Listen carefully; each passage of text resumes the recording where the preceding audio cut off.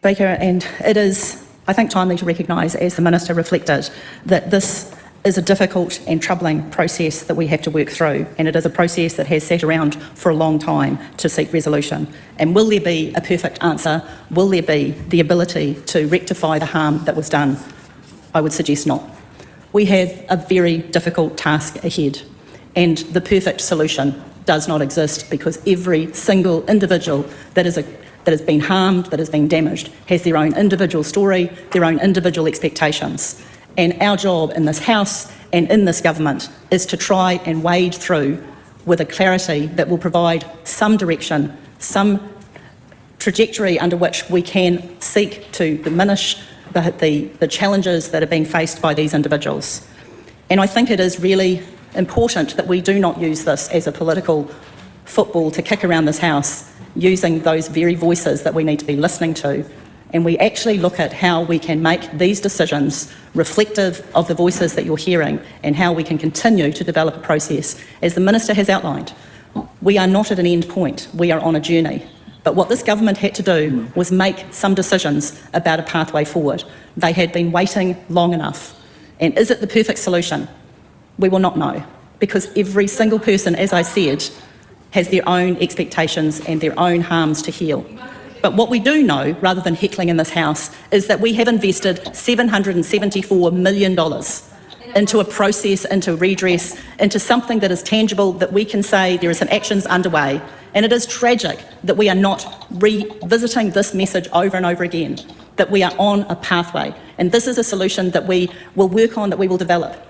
But this end point, this new system, this new redress system, as we've said repeatedly in this House, there is no perfect system, but we could have spent an inordinate amount of time trying to develop this new redress system. But what we do have is something that we can hear what have been the issues and what have been the frustrations, the single point of entry, the time it's taken to be processed. All of those things have been taken into account as we have discussed this issue. And therefore we are trying to fix those things to ensure that this money is directed where it needs, that we are increasing the average payments, that we are topping up payments to survivors so there is an equity. We are providing higher payments for those where there has been the highest level of egregious harm. We are increasing the capacity to process those claims. As I've said, a single point of entry into the system.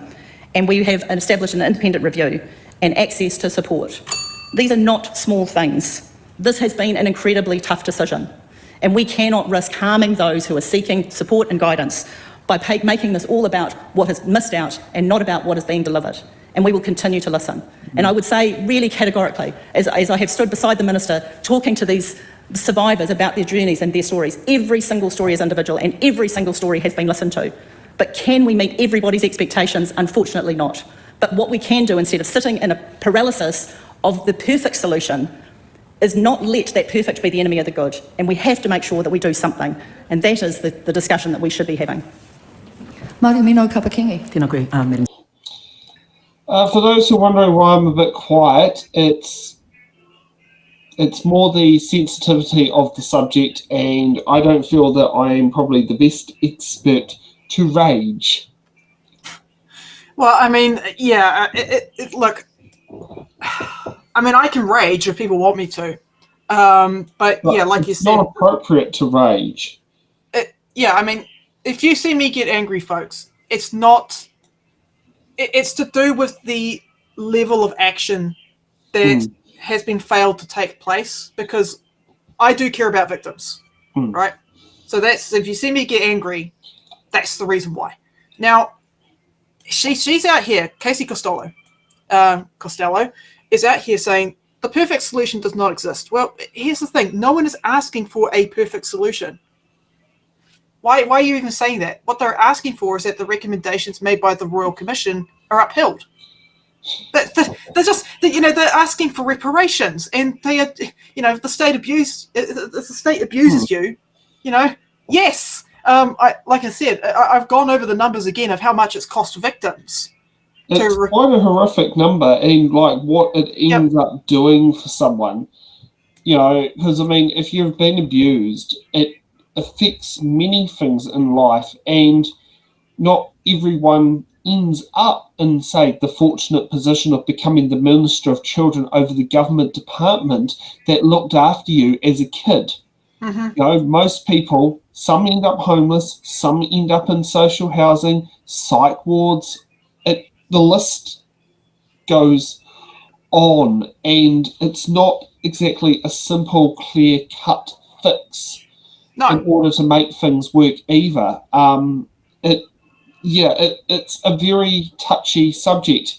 And I mean, you do get people who think they're an expert in things as well, an expert in your care, and get it horribly wrong.